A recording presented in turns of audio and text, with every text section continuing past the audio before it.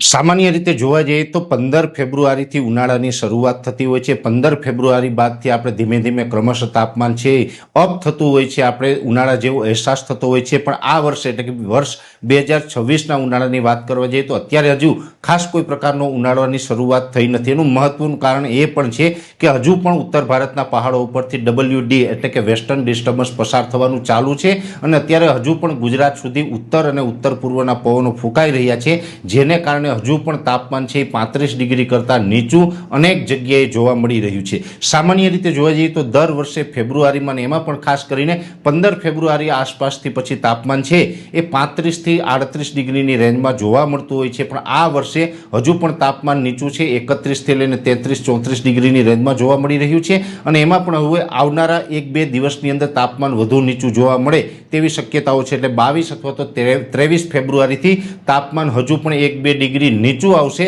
અને ક્યાંય ને ક્યાંય આપણે ડબલ ઋતુનો સામનો કરતા હોય એવો અહેસાસ થશે। રાત્રિના ટાઈમે આપણે શિયાળા જેવો અહેસાસ થશે અને દિવસના ટાઈમે ઉનાળા જેવું એક વાતાવરણ આપણે જોવા મળશે। એટલે હજુ પણ તાપમાન છે એ સમગ્ર ફેબ્રુઆરી મહિના દરમિયાન 35 ડિગ્રી કરતાં નીચે રહેશે, 35 ડિગ્રી પ્લસ થાય તેવી કોઈ સંભાવનાઓ નથી। આ એક ચોક્કસથી વાત છે કે અત્યારે અમુક સેન્ટરોની અંદર કદાચ 30 ડિગ્રી પ્લસ તાપમાન છે, એટલે આપણે થોડુંક ગરમી જેવું લાગતું હશે, તાપમાન અપ થયું એવું લાગતું હશે, પણ નોર્મલ રીતે જોવા જઈએ તો દર વર્ષે અને એમાં પણ છેલ્લા એક દાયકાની અંદર જે ફેબ્રુઆરીનું તાપમાન રહ્યું છે એના કરતાં આ વર્ષે તાપમાન છે એ 2 થી 3 ડિગ્રી નીચું ચાલી રહ્યું છે અને હજુ પણ ક્રમશઃ આ તાપમાન નીચું રહેવાનું છે। 28 ફેબ્રુઆરી સુધી હજુ પણ તાપમાન છે 31 થી 33-34 ડિગ્રીની રેન્જમાં જોવા મળશે અને ત્યારબાદ માર્ચ મહિનાનું પ્રથમ અઠવાડિયું હશે, એમાં પણ તાપમાન છે લગભગ 32 થી લઈને 35 ડિગ્રી અથવા તો 36 ડિગ્રી સુધી જોવા મળે તેવી શક્યતાઓ છે। જે આકરા ઉનાળાની શરૂઆત થતી હોય છે એ આ વર્ષ એટલે કે વર્ષ 2026ની અંદર